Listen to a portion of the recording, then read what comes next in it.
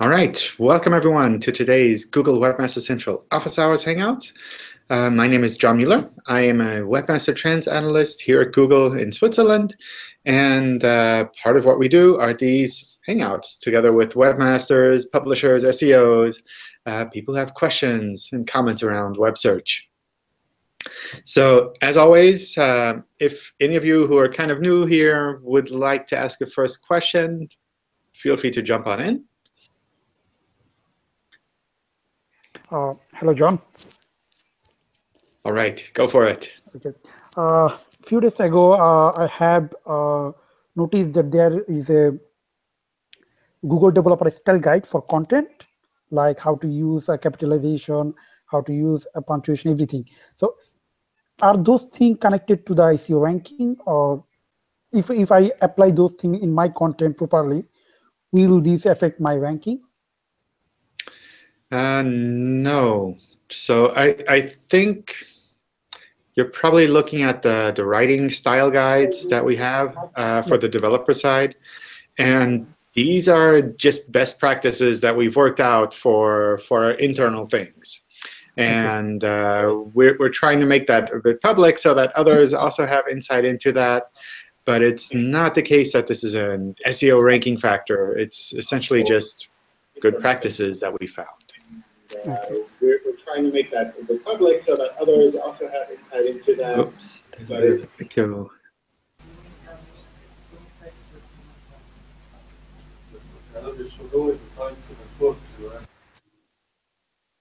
All right. So let me run through some of the questions that were submitted, and then we'll definitely have more time for your questions as well, if there's anything specific on your mind. Hey, John. Hi. All right, one more. Sure, one more. Actually, whenever I search in Google search engine, in right-hand side of a URL, there is a two option called cache and similar. Sometimes it's so cached, sometimes it's so similar, and sometimes it's so both. What is the difference between these three? So similar shows other pages that our algorithms feel might be similar to that page. Sometimes we have some information we can show there, sometimes not. The cache is a cached version of the page. You can control that yourself for your own website using the no archive robots meta tag if you want. So that's one reason why sometimes we don't have a cached page. And other reasons are sometimes just for technical reasons that we just don't happen to have a cached page that we can show anymore. OK, thank you. All right. So the first question on top is, oops, there's a bit of background noise somewhere. So let me just mute you all. How would you define high quality backlink and low quality backlinks? What's the difference? So I feel we've talked about this topic pretty much in almost every Hangout.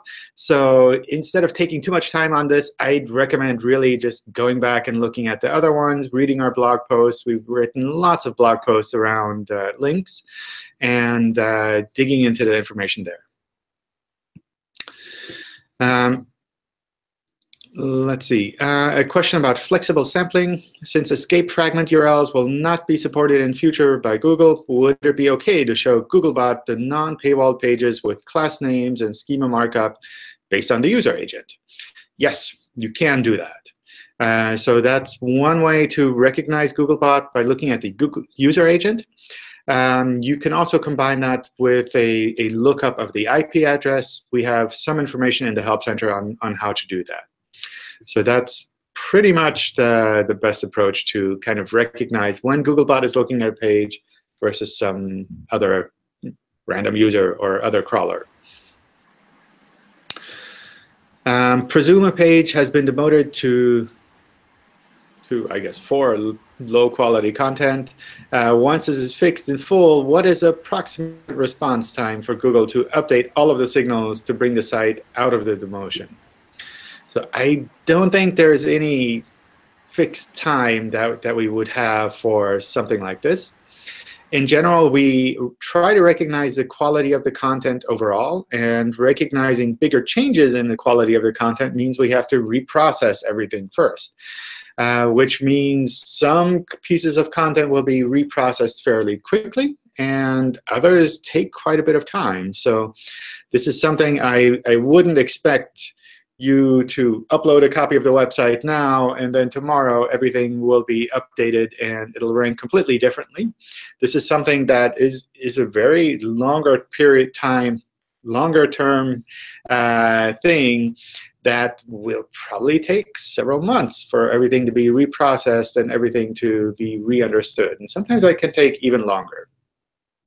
So that's something where there's no fixed time frame. There's no like stopwatch you can set and say, I uploaded my new version of my site, and this time it's actually good. That's something that takes a bit of time, and our algorithms really have to understand how things have changed. Does domain or brand popularity help in rankings? Competing with well-known brand or established sites is tough and challenging. Most of the time they rank easy. Why is that? So I think from a pure quality point of view, it's not that we would say a brand or kind of like a, yeah, I guess a brand is really a ranking factor in the sense that we try to recognize there's a brand on here, therefore we will rank those pages higher. But often there's a very kind of indirect relationship there, in that if you've built up a brand and people know about your website, about your brand, then oftentimes they'll just be searching for you directly. So if instead of something like sports shoes, people start searching for Nike sports shoes, then obviously we're going to show content from that specific brand.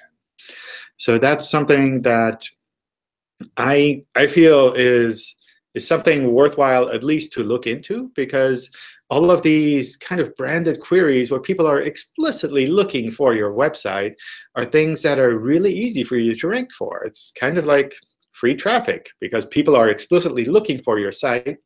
And there's very little reason for Google to say, oh, people are looking for this site, therefore we'll show some other site. That doesn't really make sense. So from my point of view, this is something where if you can really work on being known for yourself and being known for providing a good service and having high-quality content, high-quality products, and you have a name that people can search for, I think that's always worth trying to do. John, with that question Yes. also, like when you're saying people searching for the brand queries, basically, let's say if somebody's searching for the Nike sports shoes, so Google give any preference to the Nike when somebody's searching for the sports shoes, or like, I mean, just you can say it's a normal thing that, I mean, Google can rank any website besides people actually whether searching for the Nike or maybe any other brand. Yeah, I mean, if it's just a generic query, then we rank them normally. There's nothing special that we would do there just because there's one brand in there. Because for a generic queries, there are usually a bunch of brands that are active there. But of course, if you're known for providing high quality product or services, and people are recommending your website because of that, then that's something that I think for kind of a well-known business, a well-known brand, is a bit easier to attract links like that, because people are already talking about you, people are already recommending your products. So that's something that kind of, it's like you're promoting everything that you're doing automatically. Hello, John. Hi. Hello. Let's say a website is demoted by Panda due to a high number of duplicated content copied from other websites. What is the best for SEO, meaning a better chance for a Panda recovery? To delete those duplicated pages or to no index them? Is there any difference in the Google eyes? For us, it's essentially the same. We drop them from the index, so we don't show them in the search results So that's kind of the same. But Google still know about them, right? Well, when we reprocess them and we drop them from the index, we don't care about them anymore. Okay. So gone is gone. I think there's perhaps more kind of an indirect effect there, in that if your users are going to your site and they're still seeing a lot of this low quality copied stuff, then I don't know. It's about the author biographies, which are still useful for users. No. Sure. Yeah. Yes. Okay. Okay. Thank you. All right. How important is it to make use of keywords as anchor text in SEO when linking internal links or backlinks? Does it have the same value if we make use of some random relevant words as anchor text? For example, if I use "for more info on SEO updates, visit my post" as an anchor text instead of just SEO updates. Both of those essentially work for us. So that's completely fine.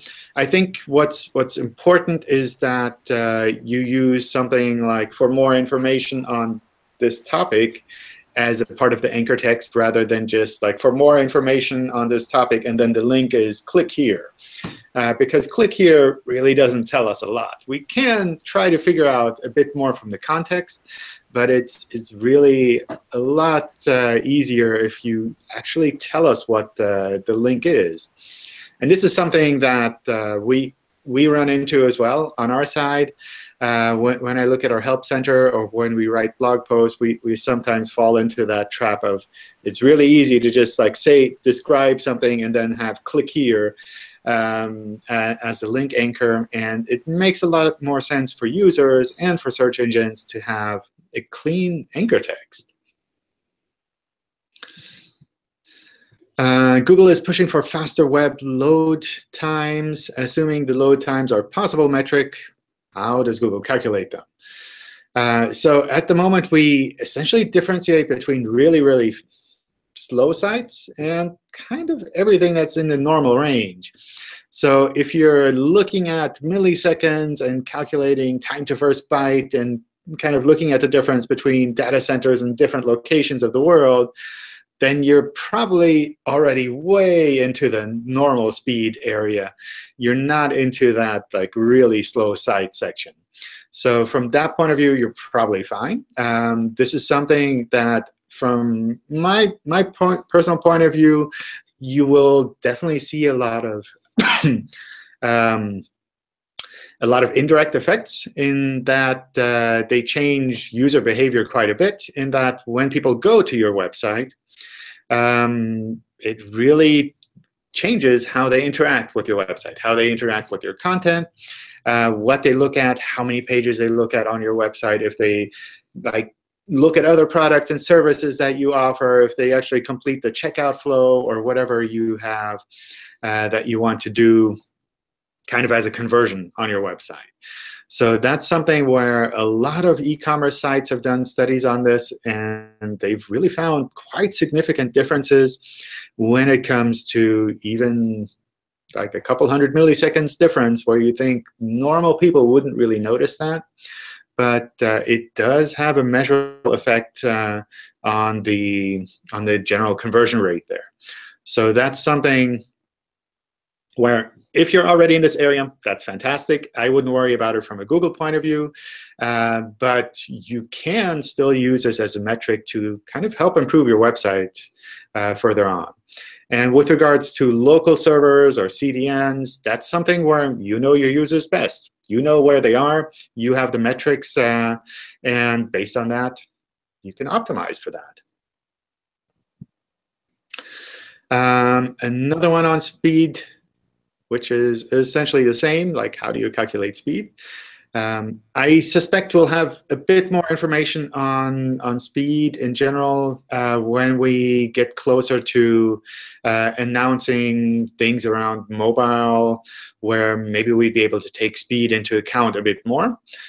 So at that point, we will definitely let you know if there's something more specific that you can actually look at. But at least for the moment, we really differentiate just between like really slow and kind of reasonably fast sites. Is content in tabs good or bad for mobile-first indexing? As long as this content is loaded when the page is loaded, that's perfectly fine.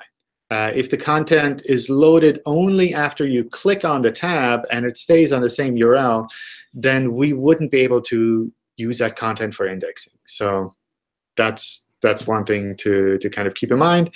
I have heard of sites that actively want to use this like that, in the sense that they have some content that they want to load in tabs separately, and that they don't want to have indexed at all. And that might be an option as well.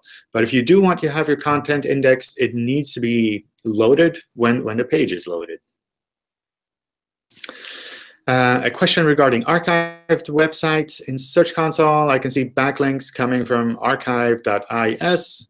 Is that considered duplicate content, as the links are picked up by Google? So maybe the content will be as well.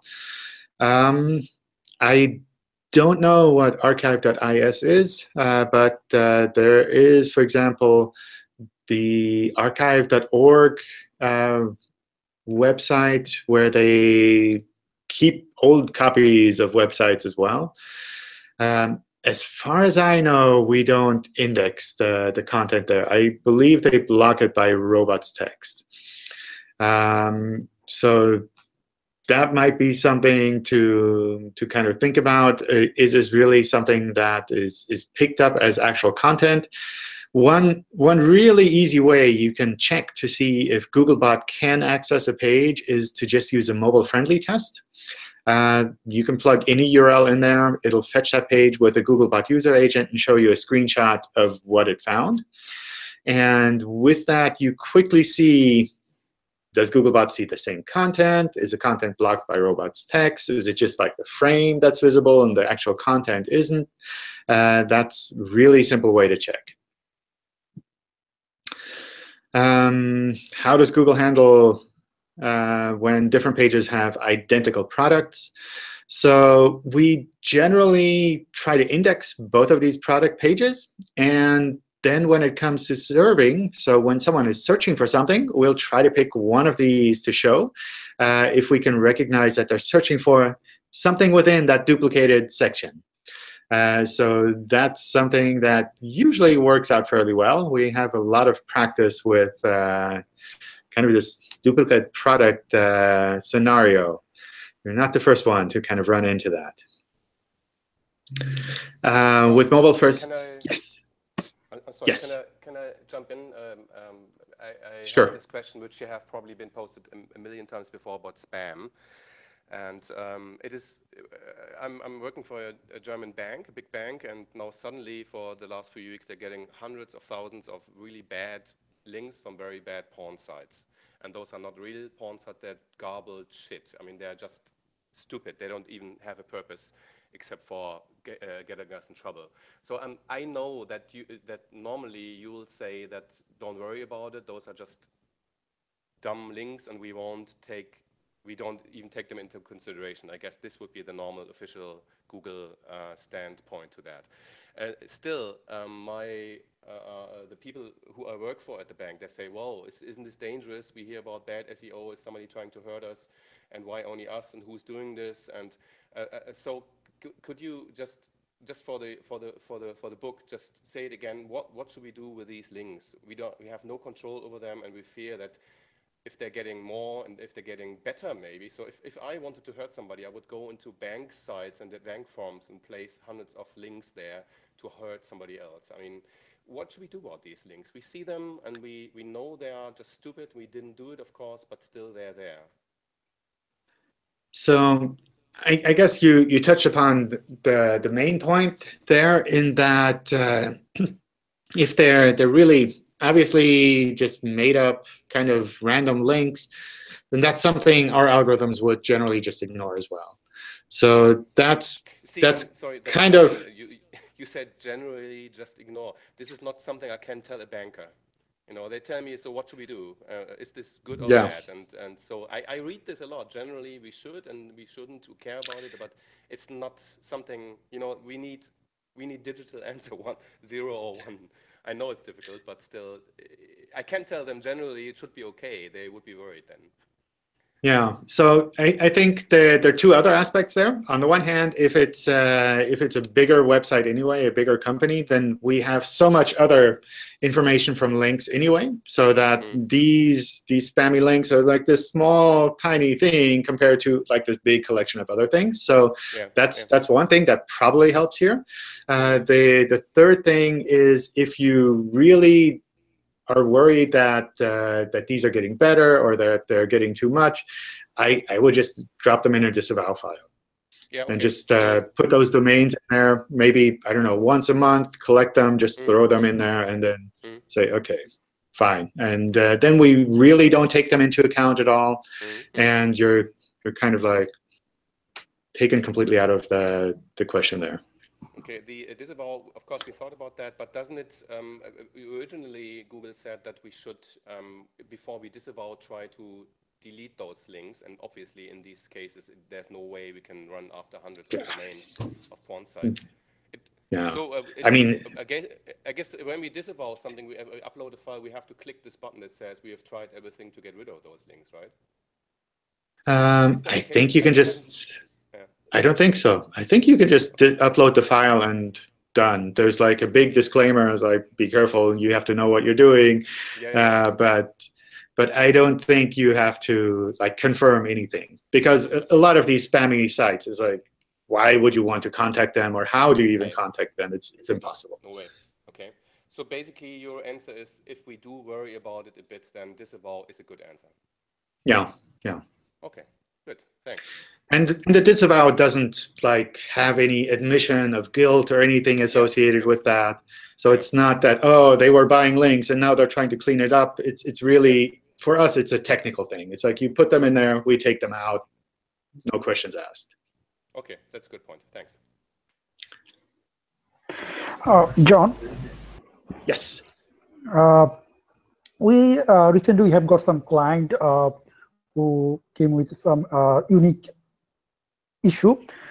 When people search by their name, by their company name or brand name, they find their website appears for that search, but their Facebook page or Twitter page or LinkedIn page, those pages not appear on the first page. So what can we do so that those pages appear on the first page when someone searches by their brand name or their company name? So we don't do anything special for any page like that. Essentially, these are normal web pages that we found on the internet. So you could do the normal things with regards to pages. Maybe like link to them from your home page and make sure that they're known. Promote them among your users so that they can link to them as well. Kind of the usual things that you would do there. And it's something for some sites, you see the social pages ranking really well. For other sites, you see the social pages not ranking so well. From our point of view, that's kind of normal. So sometimes it makes sense to show them. Sometimes it doesn't make that much sense. Okay. And if we use structured data, for example, if we add structured data on the website and use same as tag to add social link, will that work? That helps us to understand the connection. Primarily when we show, I think, the knowledge graph entry on the side, we can pick that up and show those social links as well. But it's not a replacement for a normal link from a website. So for example, if you just have JSON LD markup and you say, this is the same as this one and this one, that's not the same as having an actual link on the page saying, visit our company on Facebook or visit our company on Twitter, something like that. Okay. There is another issue now. Some of clients have online reputation problem. For example, maybe there is some negative news which was published like 3 or 4 years ago. When someone searches by their company name, those news appears on the first page, which is not good for the reputation. So how can we deal with such situation? Because a lot of clients come to us and ask, this happens, what can we do? And it's a unique situation. So what can we do in this situation? Because they are using 3 or 4 years ago, not recent. So what is the best way to deal with? Yeah, I think that's always tricky. I mean, it's essentially reputation management. From a user point of view, I can understand how sometimes it might make sense to actually show like what was involved in the news about a specific company when someone is searching for that, because maybe you want to have a critical view of the companies. Like, is this really the company I want to work with? Like, what are the pros and cons about this company? So from a user point of view, I'm happy that we show things like this. But obviously, from a website point of view, you might not be so happy to actually have all of this shown. And in general, this settles down over time to some extent. Things that you can also do, I think we have covered in a blog post a while back about reputation management, things like working to make sure that your social profiles are more visible, that you've kind of cleaned up those old issues, all of those things. So I don't think there's like this one magic trick that you can do and say, I don't like this page at all. I want to have it removed from the internet because it's saying something bad about me. I don't think that's really the approach we should be taking there.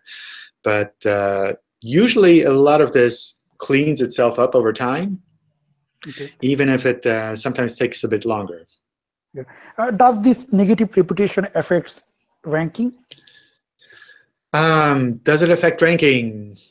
It's hard to say because there are probably a lot of indirect factors involved there.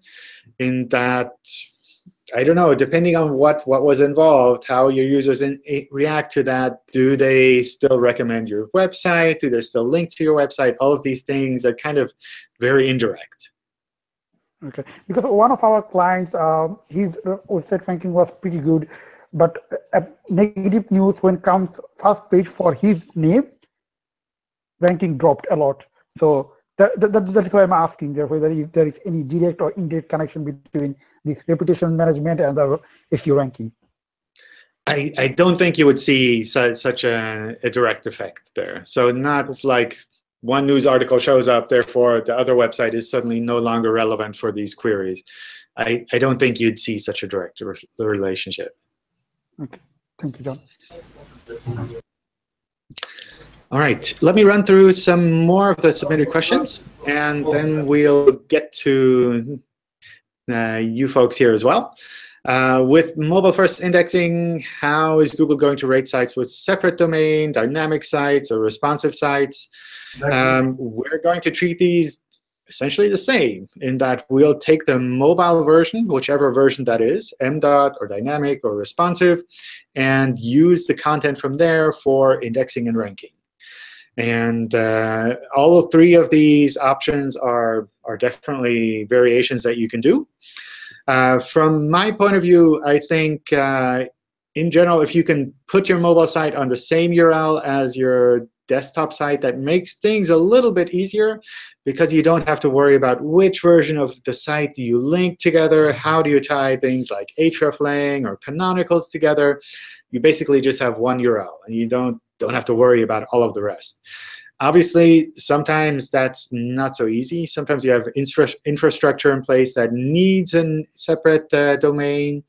And for those, just continue to follow our guidelines. But you kind of need to keep in mind that some of these kind of cross-linking things might be a little bit trickier if you have a separate domain or separate URLs in general for your mobile pages. You just need to watch out for the technical things a little bit more than with one URL. Are Google rankings run on real time? Yes. We have to do this because we get about 15%, I believe the number is 15% of our queries are completely new every day. So we can't generate the rankings ahead of time and kind of be prepared for every possible query that comes in. We really have to do the rankings when people are searching. And with personalization and all of that, it always kind of plays a role in there as well. can I steal your Google T-shirt? That will be hard through a Hangout. Theoretically, it's possible, but I bet it'll be hard. It's a lot easier to just buy these, so I bought this one as well. There's a Google online store where you can get T-shirts and coffee cups and all kinds of stuff. That's where I've been getting my T-shirts recently. Do all links show up in Search Console? If not, what factors determine whether a link shows up in Search Console? So not all links show up in Search Console. We try to pick the relevant ones to show there. You can see this fairly obviously when you have a site-wide link from one website to your website. You'll see in Search Console the number of links on top will be something like 100,000 links from this domain, and you click on it and you open it up and you see 5 listed. So that's kind of the obvious situation where you can kind of see, OK, Google is trying to just give me the relevant information there. So that's something to kind of keep in mind. I don't think it always makes sense to look at all of the possible links just because there's such a mass of things that are essentially the same. And it's very easy to drown out the actual information that you're looking for if you're just looking at the quantity of the links. We recently started using Fetch as Google, and new pages have been ranking within minutes. Woohoo! Is this a true ranking position, or will it adjust over time? Yes, it does adjust over time. So especially when it comes to new pages, we don't have a lot of signals for these pages. So we start somewhere, and then over time we figure out, oh, it actually fits in a bit here. So that's something that does change a bit over time. Is there a schedule for future Hangouts? Looks like it's full already. So these fill up very quickly. So if you're curious about joining one of these, you need to kind of get in and get ready very quickly and kind of click on the join link when it shows up. We do put them on our site. I think it's google.com/webmasters/connect. There's a calendar on the bottom. I tend to put them in maybe 1 or 2 weeks before they actually run. Sometimes the schedule is a bit tricky, but usually we try to do them on, I think, Tuesdays and Fridays for English, 1 in the morning, 1 in the evening, my time, to try to cover a bit more time zones. So hopefully one of the future ones works out for you. With the sitemap, how far will Googlebot crawl with internal links on the URL submitted? So you submit a high-level category page, and it takes 4 links to get to a detail page. Will Googlebot be able to navigate there? So I'd recommend submitting all of the pages of your website with the sitemap file, not just the high-level category page. That way, you kind of allow Googlebot a chance to actually go to that product page directly. However, we do try to follow links as well. So a sitemap file helps us, but it doesn't replace the normal crawling. So with that in mind, we do start somewhere. Sometimes we just see a link to a home page somewhere, and then we start crawling from there. The crawl activity depends a lot on the website and how we kind of judge that website, how much we think it makes sense to actually dig into all of the details on the specific website. And crawling 4 levels down to find all of the product links is something that's usually less of a problem. Of course, if you have 100,000 pages, then that's something where Googlebot might at some point kind of wonder, does it really make sense to index all of these individual product pages? It looks like nobody's actually recommending this website, so are we wasting our time kind of digging too much into this website? That's something to kind of keep in mind. The other thing is if you have too long of a click trail from one part of your site to another part of your site, users are going to have a hard time as well. So if your product pages are linked I don't know, let's say 5 or 6 clicks from your home page, then that's a lot of kind of clicking that people will have to do to actually get to something that they can buy. And maybe they get bored or tired of searching around on your website before they actually make it to that product page. So that's something that I'd recommend trying to test out and see how users respond to different navigation models. Maybe there are ways that you can make your important products more visible and the less important products less visible. That's something definitely worth trying out. Does dwell time depend on the query's intent? Can you understand how it's calculated for a website or query? So I suspect this is more something analytics related.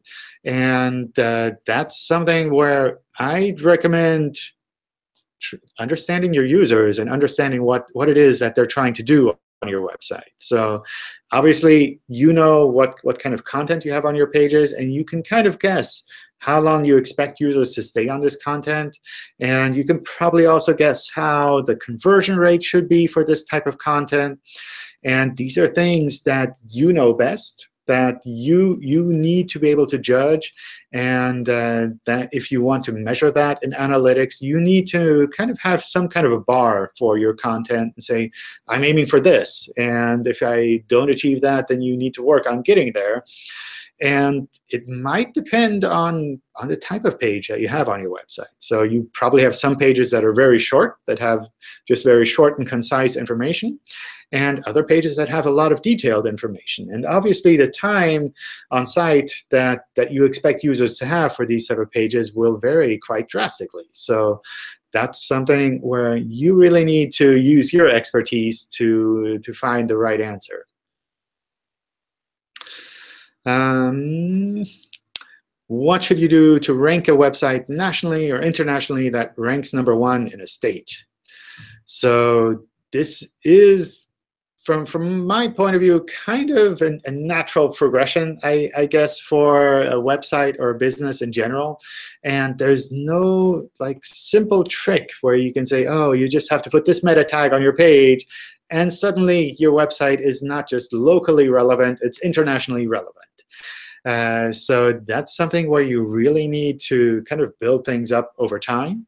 And you also need to understand that just because your website is ranking #1 locally doesn't mean it'll rank #1 internationally, or that'll rank #1 in individual other countries or regions as well. That's something that is kind of more of a natural progression of a website and has a lot to do with marketing and understanding your users and building up a service, building up something that works well internationally.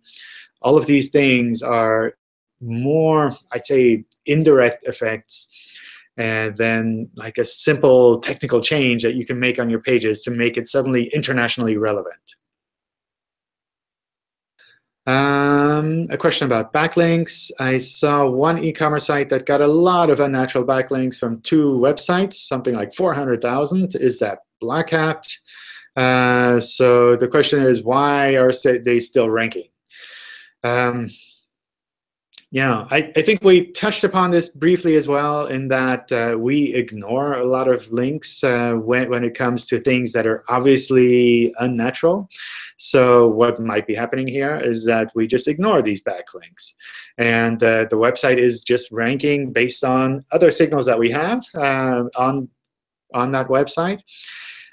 So from my point of view, it's not reasonable to just remove websites from search completely just because they have a bunch of bad backlinks. Like the case before, it might be that you have a legitimate business and someone else is building all of these really spammy backlinks to your website.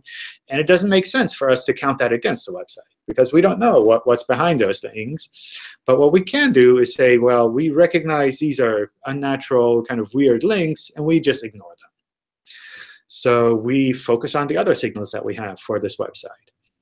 And potentially, that's what's happening here, in that we see from 2 websites a lot of spammy backlinks are coming, but we can ignore those, and we can focus on the rest. And that website might still be ranking #1 because we still just have so many other good signals about this website. A follow-up question to link showing up in Search Console. Many private blog network builders may make attempts to hide links from crawlers, such as Ahrefs or link analysis software. Can PBN builders use techniques to not show in Search Console? Sure. I mean, if you're building a private blog network and you robot out Googlebot, then we won't be able to see those links either, and we won't show those in Search Console. But that's probably not what these people are trying to do, because they're trying to build these PBNs to get some kind of unnatural advantage. So from that point of view, if it's not showing up in Search Console at all and it's a relevant link, then probably we aren't taking it into account at all. Yeah,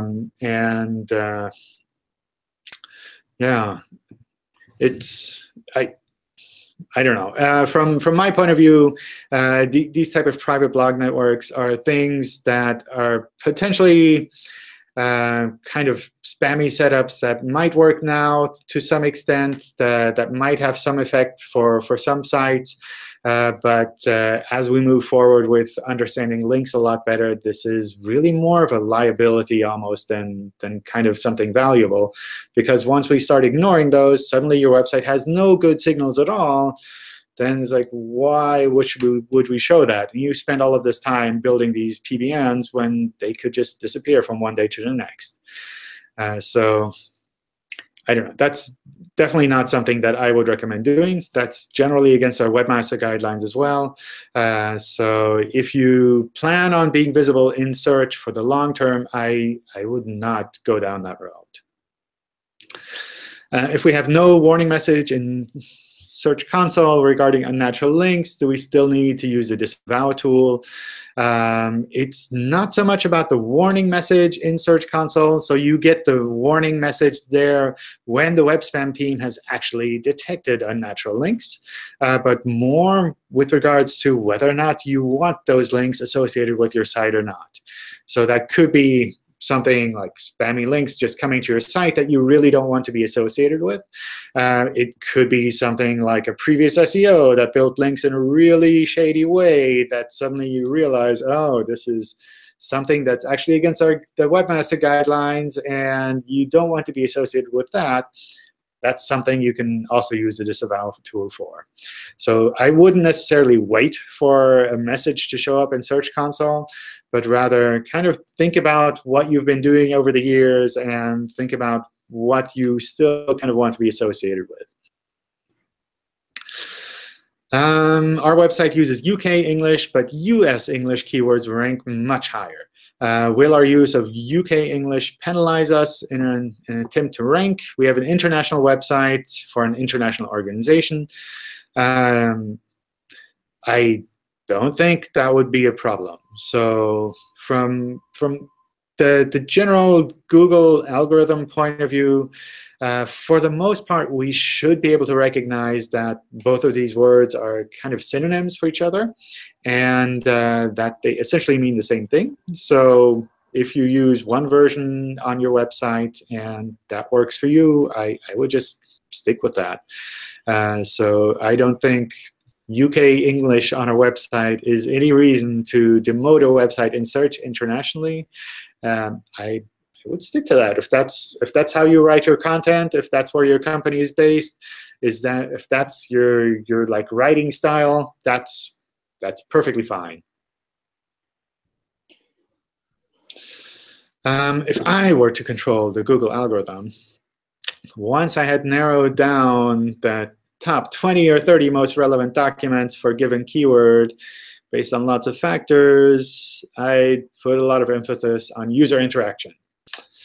So it goes on pretty long. Does this resemble reality? I don't know. This is something where probably there are some indirect effects in that we test a lot of our algorithms when we put them out. So I believe we test pretty much everything. We do these kind of tests all the time. There are thousands of tests that take place every year. And in our tests, we do look at how users respond to that, how users react when they see the different algorithms that we try out, different UI interfaces, which is essentially the same as what you could do if you just did a lot more A/B testing on your pages. So that's something where, at least indirectly, there's this kind of effect that's happening where that we test algorithms, and if users hate them, then we're not going to roll them out. Therefore, you might see this kind of effect there. But in general, since you mentioned so many of these technical terms with regards to what we could be using for ranking, what I might recommend in your case is to look at our job site and see if there's something interesting there that interests you, where you could start optimizing our search engine as well to kind of bring your ideas in there. For example, we're still looking for WTAs to join our team here in Zurich. If that's something that interests you, take a look at those listings and submit your CV there. And then you can see a little bit more what's happening on Google's side with regards to ranking, and talk to the quality engineers and kind of bring your ideas in there as well. Internal duplicate, yes. Go for it. Sorry to interrupt. Sometimes we face an issue. For example, our client wants to rank one page for 3 different keywords. For example, one of our clients sells heater and barbecue. So for the homepage, on the homepage, he wants to add like heater store in Sydney, barbecue store in Sydney. These 2 keywords in the title tag. So now my question is, which one is better? If we add these 2 exact keywords in the title tag, or if we had like something like that, heater and barbecue store in Sydney, which one would be better? I would write naturally, whatever you think makes natural sense. So especially for titles, titles are shown in the search results. And if your title is just a collection of keywords, then users are going to look at it and say, what does this mean? But if the title is something that's readable, that people see in the search results and say, oh, this is what I was looking for, then obviously you get that click. And it's not just the ranking. It's kind of people go to your website and they see you're offering those kind of services and products, and then they convert in the end.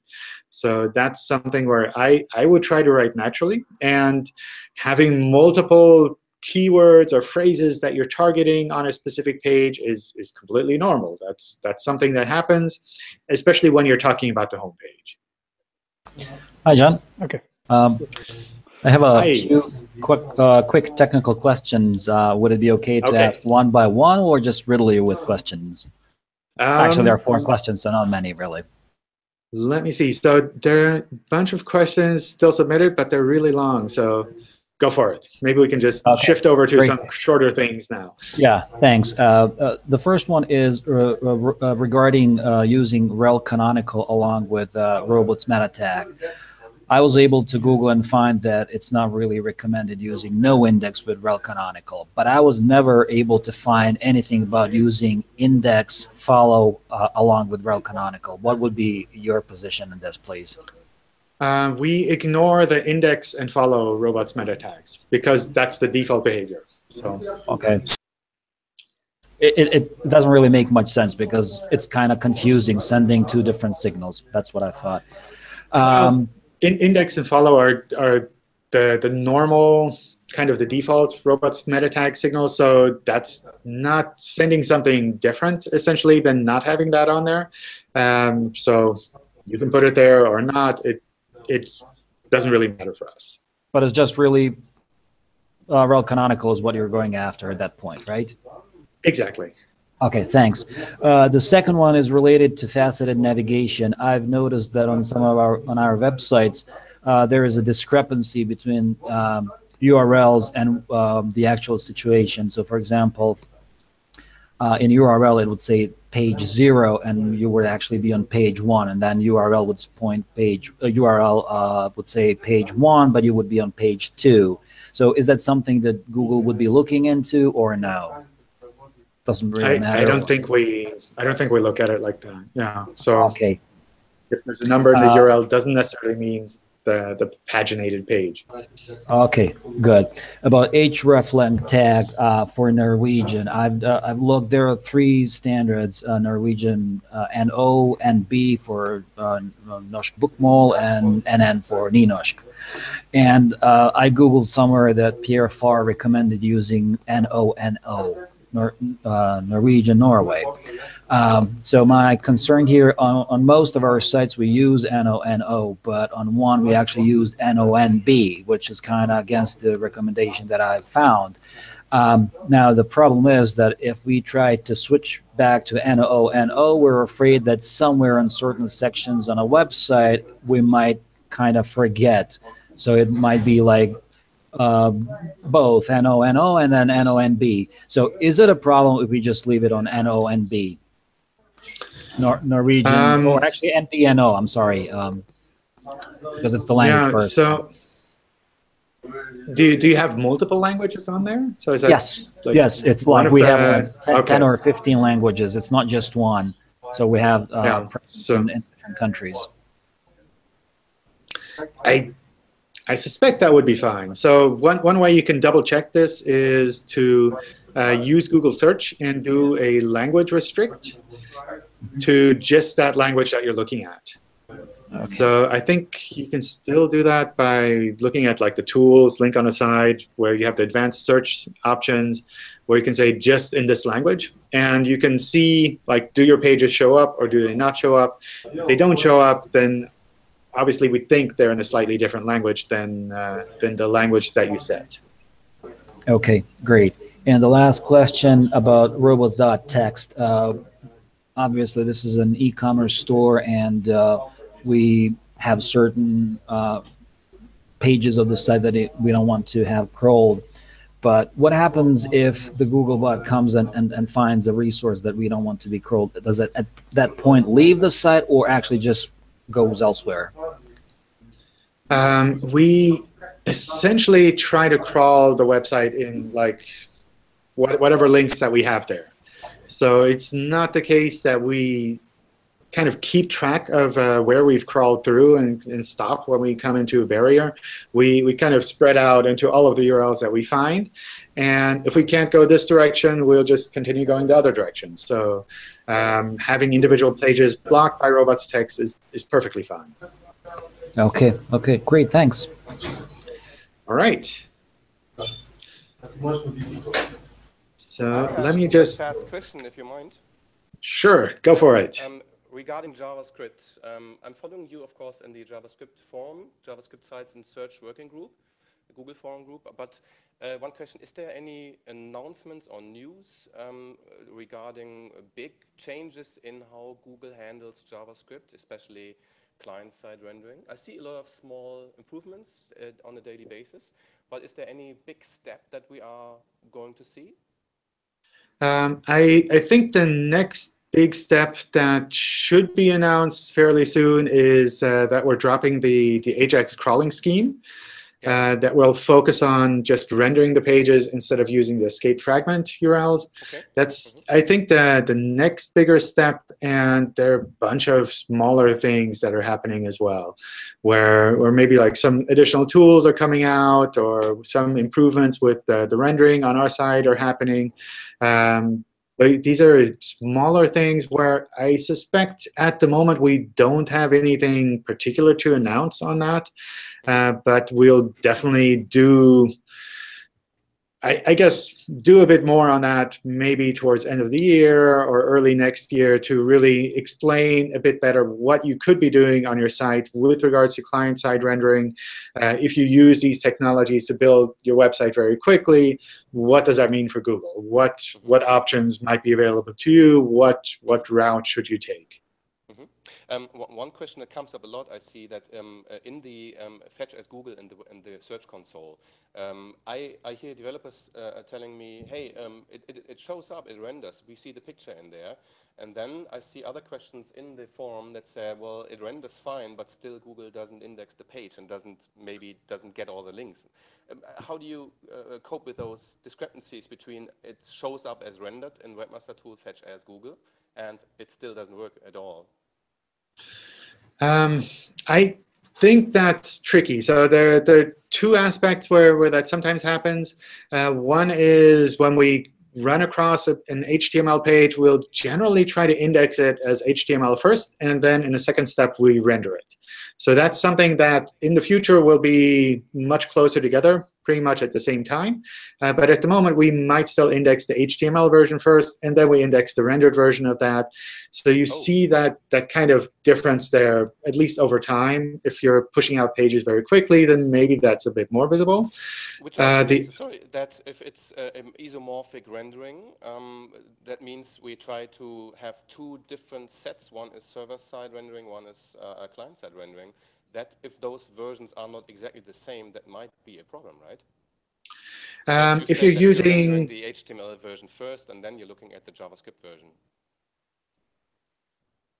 Well, if you're using the isomorphic JavaScript, you would be serving the rendered HTML to us already. So that's something where you essentially bypass Google's need to render the page.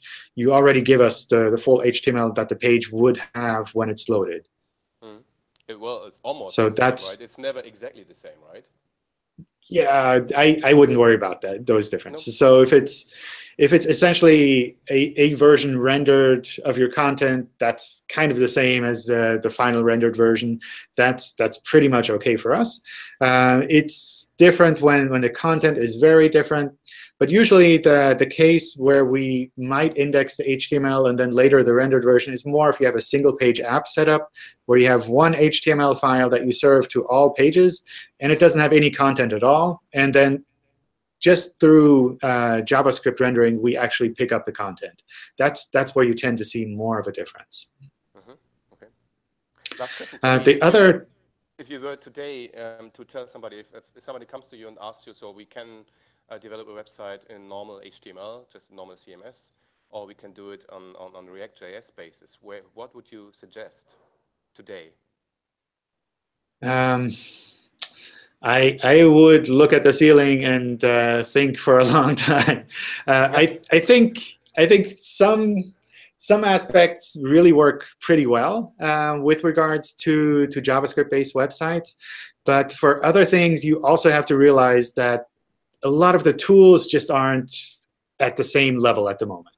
So things like if you want to crawl your website and pick up all of the titles so that you can put them in a spreadsheet, that's really hard with a JavaScript-based website because you have to render those things as well. And sometimes the work that you put into developing the site is so much more than the work that you take for maintenance and for the SEO side that you just give that more weight. And you say, I can move my business a lot faster if I use these modern frameworks. And I'm going to take into account that maybe the SEO side is going to struggle with this. On the other hand, maybe you'll say search is like the critical factor for our business. We have to make sure that it absolutely works perfectly well. Then you might say, OK, I'm going to put more focus on the search side and the tools and the maintenance type of things for search. And we'll have to take some, I don't know, some cuts with regards to development and say, maybe we have to figure out how to render the pages on our side. Maybe we have to find some other approach there to handle those pages. So that's kind of what I would look at there. I don't think there's one simple solution for that at the moment. I suspect towards maybe mid or end of next year, it'll be a little bit easier in that more and more tools support rendering. And at that point, maybe it's a no-brainer to say, OK, we just do everything with React, and it'll just work. All right, thanks. Hey, John. Hi. Actually, I have a question. I have a page where I'm comparing different type of products. In each product, I'm mentioning some description for that, but in drop-down, if you click there, then you will see those content. How Google indexes these pages? If we have the content when the page loads, then we can use that for indexing. Then that's pretty good. If the content needs to load separately when you click on that dropdown, like you have some JavaScript that pulls the content from the server, then we probably wouldn't see that. OK. And how will you rank on those pages?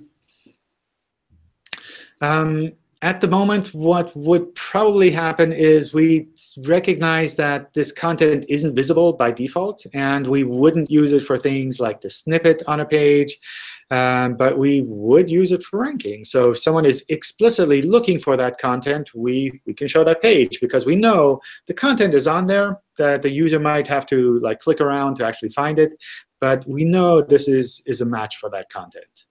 Okay, then what will be the best practice to rank those pages? I would follow just the normal advice, just making these pages good. What I would do, though, in a case like this is test it with your users. So a simple way that you can do this is just to do A/B testing on your own website. A more complicated way to do this would be maybe to do user study, invite a group of users over to your office and let them try to complete tasks on your website. Okay. Okay. Thank you, John. All right. John, I have one quick question, so if you have some time. OK, go for it. All right. So we have an e-commerce website, and we are actually competing with very generic, or you can say very commercial keywords, basically. So one of the keywords that I'm competing for, it's, let's say, dresses. But when I'm doing my Google search, so I'm seeing the 3 page of the listing is come from the US and the UK. So I'm Indian-based websites, and out of these 30 listings, only 2 listings from India. It's something that if somebody looking for the dresses in India, basically they might search for the dresses, or maybe they might for the longer form of queries. But at times we feel like we are not even competing within India itself, but other website which is coming from other regions is actually taking all this position. So how do we ensure that at least to have some sort of, you can say, visibility in the first page or maybe second page itself, instead of having everything from the, you can say, UK and US? But these are people in the UK or the US that are searching. Is that correct? Oh, I don't know. There is something that when I'm searching for the dresses, so first listing I'm seeing from the India, but apart from that thing, everything is from either from US and the UK, and most of the times they are not even providing all these products to Indians, basically. They are not able to buy from these particular websites. Yeah, I think that's always challenging. I don't see a simple approach to ensuring that your business is always ranking for those kind of queries. It's sometimes tricky with international businesses. If they're really strong international businesses and they're active in a lot of different countries, but they're not active in your country, then it's hard for us to recognize and say, well, this is a really good result, but not here. And this is something that I see in Switzerland as well, in that a lot of German companies rank here in Switzerland, and you go to their website and they say, oh, we don't deliver to Switzerland because you're too small. We don't care about Switzerland.